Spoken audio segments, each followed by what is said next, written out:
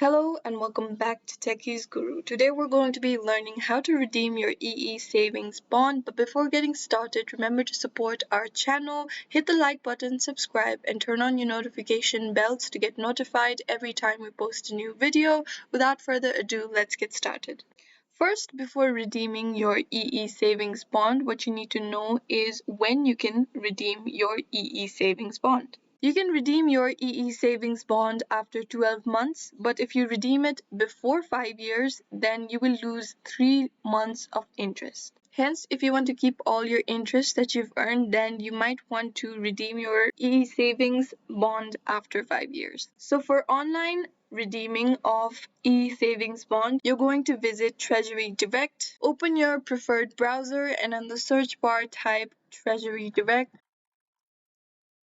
After that, go ahead and open treasurydirect.gov. You can redeem your e-savings code in two ways, either through Treasury Direct online or by mail or through your local bank. To redeem your EE savings through Treasury Direct, you're going to want to sign in to your Treasury Direct account, which is by clicking on the login button that appears on the top of your screen. After that, you'll be redirected to the login page of Treasury Direct, where you're going to log into your Treasury Direct account. Under Manage Direct, you're going to click on Redeem Securities, and on the redemption page, you're going to choose the button beside the security type you want to redeem and click on Submit. On the summary page, check the box beside each security that you want to redeem and click on Select. You may select up to 50 securities per redemption transaction. After that, you can simply review your request and then submit it. This is one of the ways you can redeem your e-savings. The next way you can do it is by visiting Treasury Direct's form section and then opening the FS form 1522.